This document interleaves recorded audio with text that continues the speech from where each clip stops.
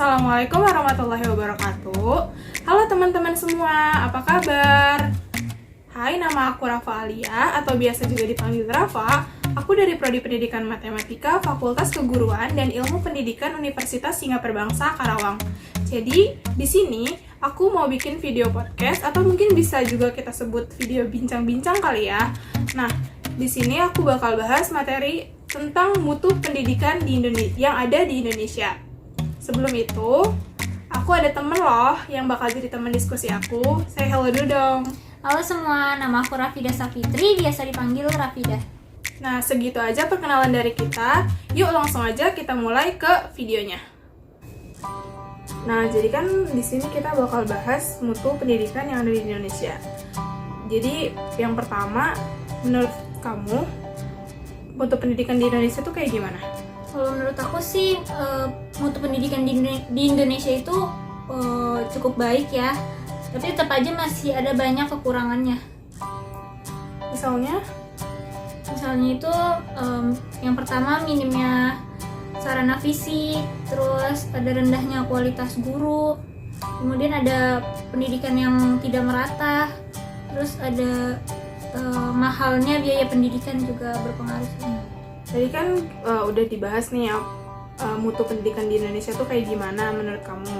Terus kayak dari contoh dari kekurangannya itu kayak gimana.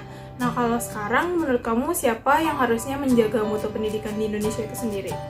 Yang seharusnya menjaga mutu pendidikan di Indonesia itu ada orang tua, murid juga, terus para guru, mahasiswa juga, pihak penyelenggara sekolah juga bertanggung jawab, dan pastinya lembaga pemerintah juga bertanggung jawab. Jadi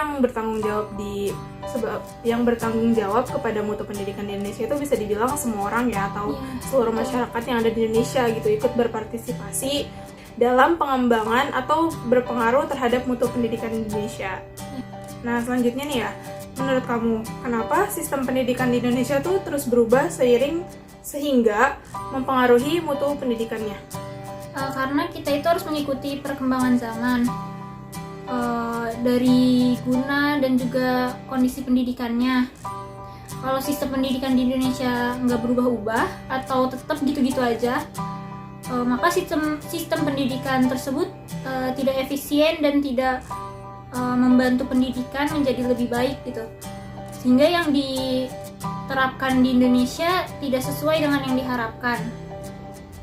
Makanya harus terus-menerus dikembangkan, makanya itu terus-menerus berubah gitu sesuai dengan perkembangan zaman.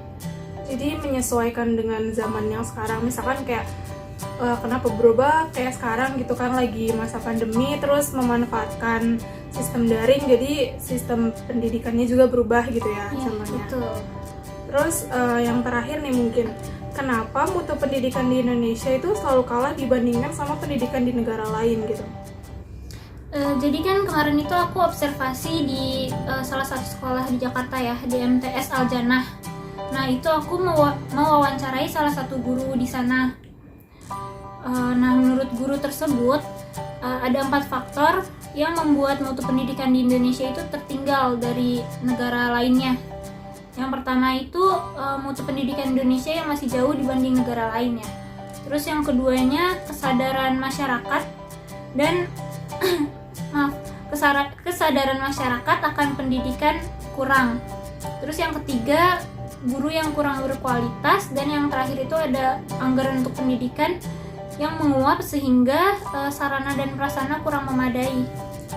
Jadi kenapa mutu pendidikan di Indonesia tuh selalu kalah dibanding sama pendidikan di negara lain tuh karena mungkin dari sarana dan prasarana gitu ya yang kurang memadai, terus fasilitas-fasilitasnya jadi kayak kurang memadai peserta didik untuk dapat belajar lebih baik yang akibatnya bisa meningkatkan mutu pendidikan yang ada di Indonesia. Tuh. Nah, nggak kerasa ya obrolan kita udah mau selesai. Tadi kan kita udah ngobrolin tentang mutu pendidikan yang ada di Indonesia. Mungkin aku bakal kasih sedikit kesimpulan kali ya. Jadi kesimpulan pembahasan kita tentang mutu pendidikan di Indonesia tuh masih terdapat banyak kekurangan ya, baik dari segi sarana dan prasarana, terus dari kualitas gurunya, dan ternyata juga banyak faktor yang mempengaruhinya, kayak yang tadi udah disebutkan sama Rafidah, yang berdasarkan dari hasil observasinya gitu kan. Mungkin saran dari aku, kayak kita tuh harus melek akan pendidikan di Indonesia gitu, supaya mutu pendidikan di Indonesia semakin bagus, mulai dari kita sendiri kayak mahasiswa sama murid-muridnya, terus kita terapin ke lingkungan masyarakat sekitar. Itu udah membantu banget sih menurut aku buat ningkatin mutu pendidikan di Indonesia. Mungkin segitu aja kali ya video podcast aku kali ini. Semoga videonya bisa bermanfaat buat kita. Makasih yang udah nonton. Jangan lupa cek videonya Rafidah, bakal ada aku. Sampai ketemu di video Rafidah. Wassalamualaikum warahmatullahi wabarakatuh. Dadah.